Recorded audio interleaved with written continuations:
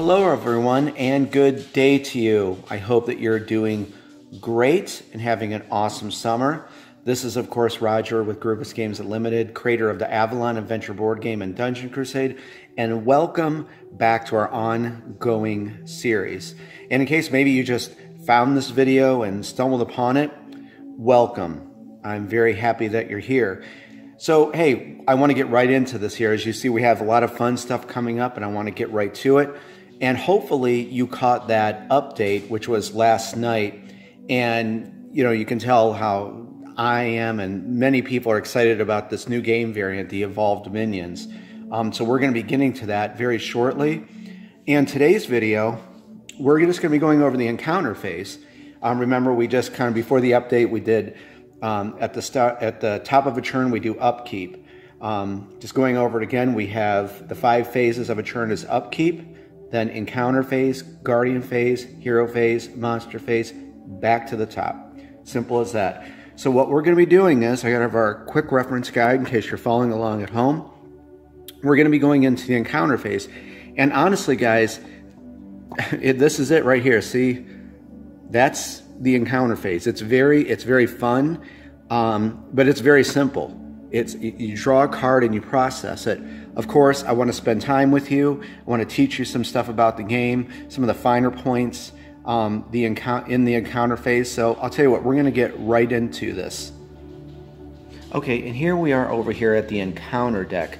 And if you remember from a few videos ago, I showed you how to construct your encounter deck. But we're going to be going over this a little more in depth in this video. Also, before we begin, as you saw in that update video, and maybe if you're just seeing this now, here is the brand new Scalable Difficulty Encounter card that you can download. It's ready for immediate download. Check the description for the link for you. I put it there. And you just basically print it out, cut it out, and then you could adhere both sides together. But my very charming neighbor, Samantha, took the time to print this out for me and laminate it. So Samantha, if you're watching, you're very awesome. Thank you for doing that. So let me describe to you what this actually is. Okay, so this is the reverse side of the reference card. So you can take a look at this real quick. It has level 1 heroes, level 2, and level 3. And it kind of goes along with the quest tables right above. Actually, that's the same gem when I did the graphic design, for level 1 quest, level 2, and level 3. So there's some familiarity to that for you. I'm going to set that here for a moment. So if you remember, inside the encounter deck, there's environments, events, challenges, and interludes. Well, for a lot of those challenges and events, your heroes are going to be rolling a d20. So let's say that a certain event has a hero test agility. So it might say test agility 18. So you're going to look on their hero card, and let's say it says 2. You're going to roll the d20, and then you're going to add 2 to that result. And as long as you meet or exceed that, your hero successfully passes that event. Of course, if you fail, something bad is most likely going to happen. But real quick, before we go on, remember, there's not just bad stuff in here. There's actually some really, really good stuff you can find. So it's kind of like a mixed bag. But going back to this, so let's say that test for one of these cards was 18 for agility.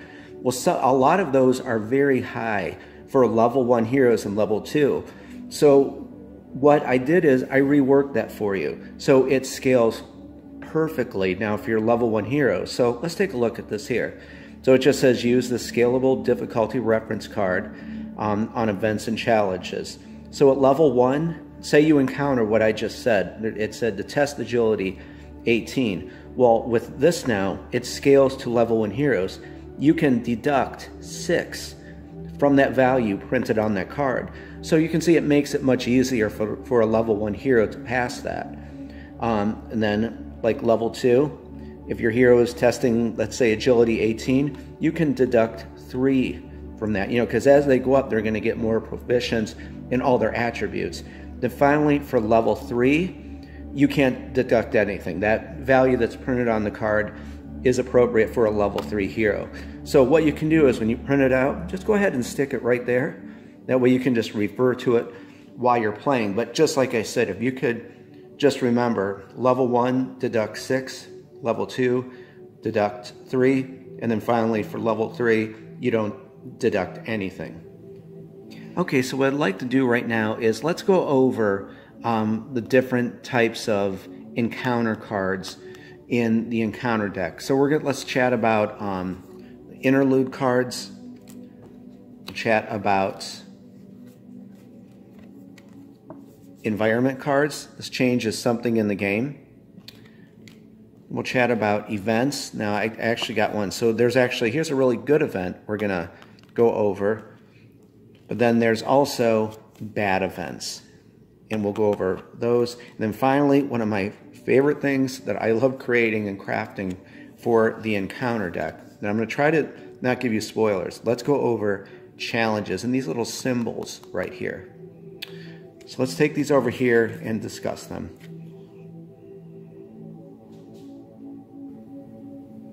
Okay, let's start with these interlude cards. And I believe I talked about this before in a previous video, but if you remember how we set up the deck, the very top card is, when you begin the game, is just an interlude.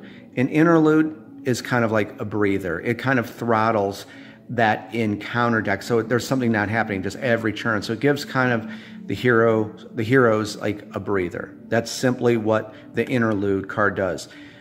There's always 10 in your encounter deck. The next type of encounter are environment cards, and these stay in effect until another environment cancels them out, or something else in the encounter deck will cancel that out. So looking at this one here as I try to read it through the camera, a blood red moon has risen over the dungeon. It is the night of the undead. When combating monsters with the undead racial trait, these monsters receive a +3 to all warfare values while this environment is in effect. And let me try to grab that and show you on a monster card what that exactly means. Okay, perfect. So we have our friendly skeletal grunt here. This is a minion. When it said racial trait, I created 5 different races in Dungeon Crusade. So see this little symbol, it's a skull? That's the undead symbol. So all these warfare values, this is warfare values, that's damage. So these right here, 12 and 11 and 10, those are gonna get buffed by 3 because it's the night of the undead. Yes, I loved writing the encounter cards. But so while that is in effect, any undead monster that's in the dungeon, or maybe when your heroes go into a chamber to try to retrieve a quest item, that will stay in effect and they're going to get buffed up by 3. You're going to notice there's many different types of environments in the game. So this was just one of them. And the next type of encounter are events. Now I pulled 2 different ones because I wanted to show you not everything is bad in the encounter deck. Let's go over this one first. And so this is an event.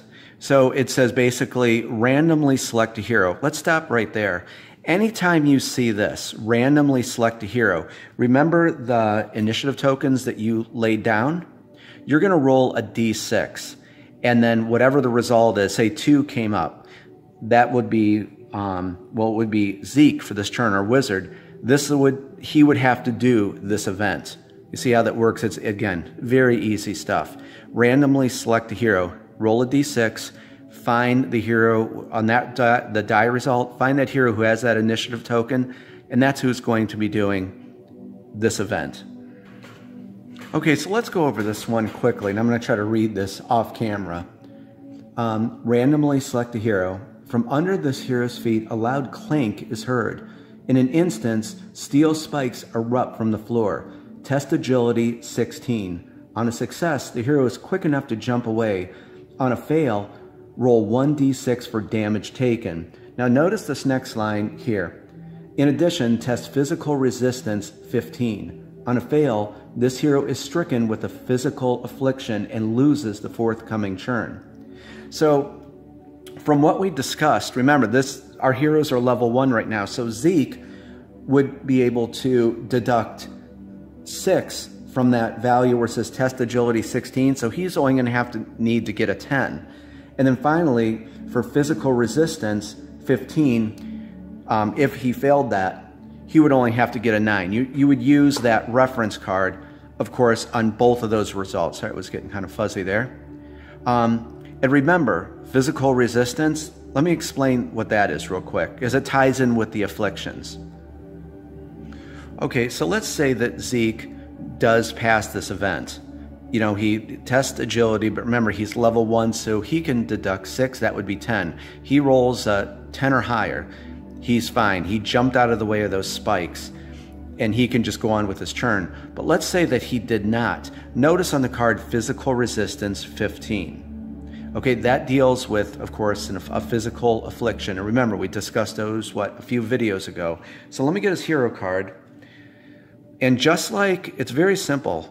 Just like I talked about all those warfare types, these are your resistances right here. Plus any kind of armor, weapons that this hero has equipped, you can add that to that. So unfortunately, because he's our wizard, that's a -3 to physical warfare, but also to physical resistances. So just like, you know, if you ever see, you know, test physical resistance, mythical resistance, ranged resistance, chaos resistance, so on and so forth, you're going to use this, whatever that value is, plus any kind of equipment that helps make them more proficient, more resistant to that.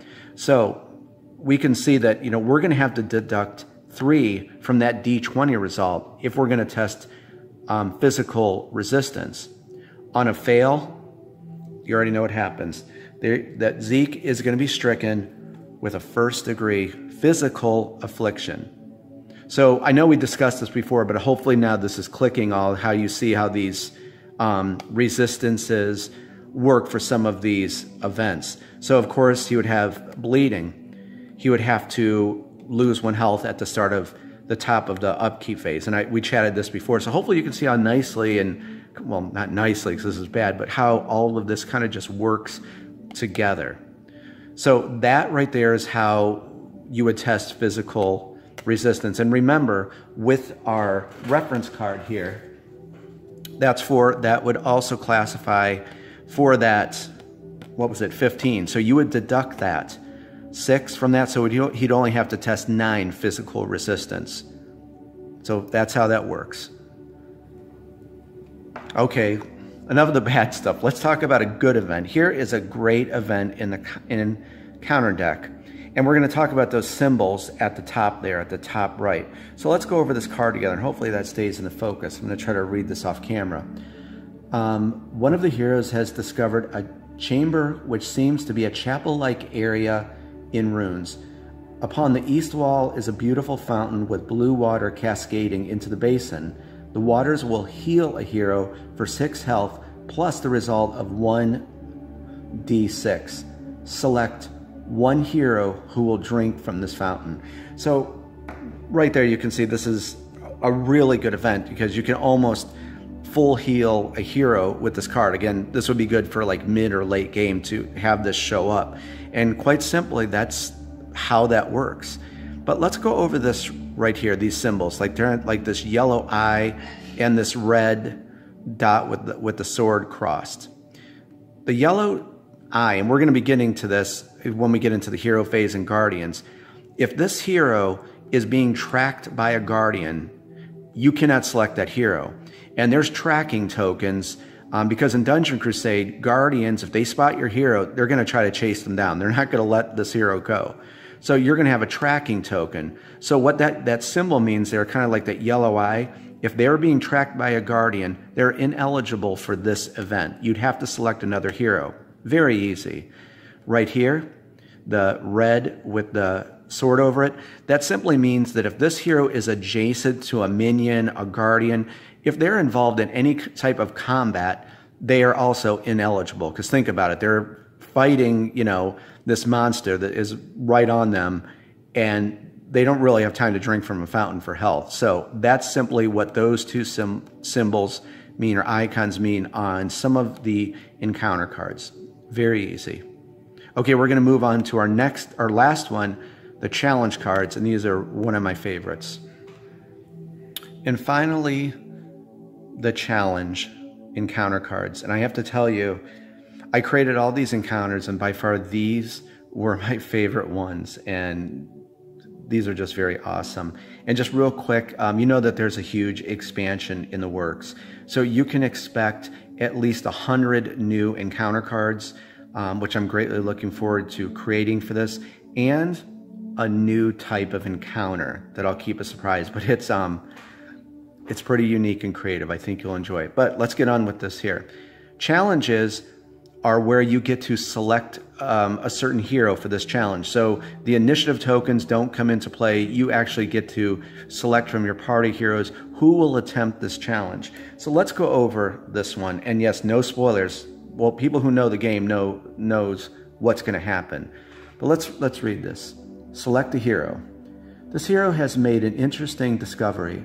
Within a chamber is a chest that resides at the bottom of a well with an old rusty chain attached to it. This hero must test strength 18 to pull the chest out of the well. On a pass, the hero pulls the chest out. Roll 1d20 and 1d10, adding the results together times 100 for the gold amount within the chest. On a fail, the chain breaks, and I can't tell you the rest. No spoilers. But I want to make mention to this. Like going back to our reference card, 18 is quite high for a hero. So you could, again, deduct 6 from that, and so you only have to test 12. Also, you don't, where good things like that where it says roll 1d20, you of course don't deduct 6 from that, you just roll that. But you can see that that hero could possibly get a heck of a lot of gold if they are successful with that. So there is a lot of challenges in here that I created, and I think you're really going to enjoy them. So that wraps that up, and I'm sorry, I'm not going to give you a spoiler to know what happens if that chain breaks, but those of you that have the game know exactly what happens. So that's how, those are the encounters thus far in the game. And let's go over the encounter deck now and discuss if it ever runs out. And before we head over back to the encounter deck, I did want to point something out about the encounter deck, and just, you know, something I was very passionate about doing for fellow gamers and players and people with this. I worked with an amazing artist named Cameron, and when I created all of these encounters, I envisioned having some kind of like little illustration or graphic on there just to make it more thematic for you, you know, while you're playing. And yes, I'm trying not to give you spoilers for what these are, but I wanted to show you some of these so you can expect to see unique art on all of the encounter cards that kind of just, you know, go with whatever's going on. So Cameron, thank you. You were a pleasure and honor to work with this. So I just wanted to point that out. Unique art on all of the encounter cards for you. Okay, and we are going to talk about when the encounter deck, or if it ever runs out. And you must, excuse me for a moment, we had one of our fetch hounds, Caesar, here join us, taking a snooze, so welcome Caesar to our series. But as I was saying, so let's just take this card right here. It's actually a very cool challenge right here, where the hero has found this like crypt and they have to open these coffins. So after you process a card, according to our quick reference guide, if you're following along right here, it's going to tell you to immediately place that back in the game box. Well, you can do that, or what you can do is, these are these extra encounter cards. Remember, after we form the deck, just simply place it on top there and set it aside. I'm just going to set this here. So think of the encounter deck as a timer. I usually don't care for timers in games, but this one is very generous because, as you know, there's 40 cards in here, so it's basically 40 turns. So I don't think you're going to run out of it. But let me tell you, if this ever does run out, you're going to do two things. Okay, remember our minion population track? If the encounter deck ever runs out, you're going to move this up by 1. And thematically, you know, the monsters are kind of know the heroes are in the dungeon. You know, they're taking, you know, a while. So more minions are going to come into the dungeon. So you're going to move the minion population track up by 1. Also, remember our terror level. If the encounter deck ever runs out, you're also going to raise up the terror level by 1. And remember, you know, your heroes are there to defend the village, and the villagers are getting worried because we're the heroes. They're taking forever. So those two things go into effect. Raise the minion population track by 1. So you're going to spawn another minion into the dungeon in the monster phase, which we're going to get to, and you're going to raise the terror level up by 1. Okay, so here's the last card in the encounter deck. Actually, it's a very cool little event. So our encounter deck is out. So we were placing all of them, you know, on the encounter deck. You're going to do the same exact thing like we did in basic setup. You're going to take all the encounter cards. Remember the 10 interlude cards? You're going to pull those out, set them aside.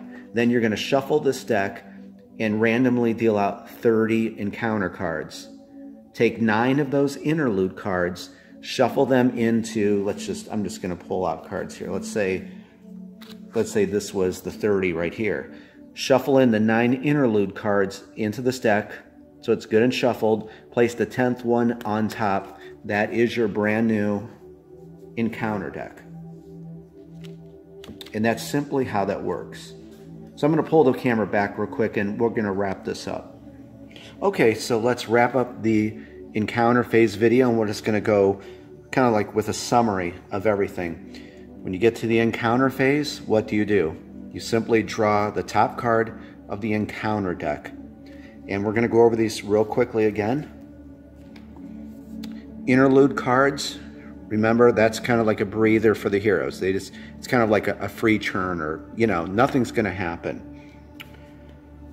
If an event comes up, remember, if it says randomly select a hero, you're going to roll a d6, and then whatever the result is, you're going to find that initiative token, and that is for that hero. Next up, here's actually another good event right here, where the heroes can recover some health and essence. It's an event, but remember, the yellow eye symbol, if a guardian is tracking a hero, they're ineligible for that event. And if they're engaged in any type of combat, if they're adjacent to a minion or a guardian, that makes them ineligible for that event. And actually, I pulled one here, and hope it's not a spoiler, but I think you'll like this. Remember, environment cards. These stay in effect until till another environment cancels this out, or something else in the encounter deck might cancel that out. And just real quickly, this is a really cool one right here. It's a bounty that the village is paying 100 gold per minion slain, up to a maximum of 10. So this is a very cool environment. So you can send your heroes out to kill minions while this is in effect. So let's say that you killed 7 minions. You can churn this in on Celebration Day and get your heroes 700 gold. So, but once something comes in, this cancels out. So you're going to put tokens on here as a reminder. Very cool environment. Finally, and I gotta block this. No spoilers.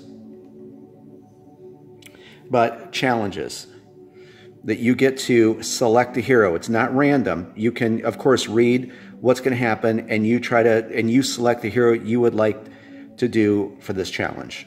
And guys, that's really it for the encounter phase. It's, as you see, if I explained this, it only took a few minutes, but I wanted to go in depth to make sure you knew exactly what was going on and, you know, what happens if the encounter deck runs out. So there's a lot of good information. Lastly, remember, download your brand new scalable difficulty reference card for your level 1, level 2 heroes.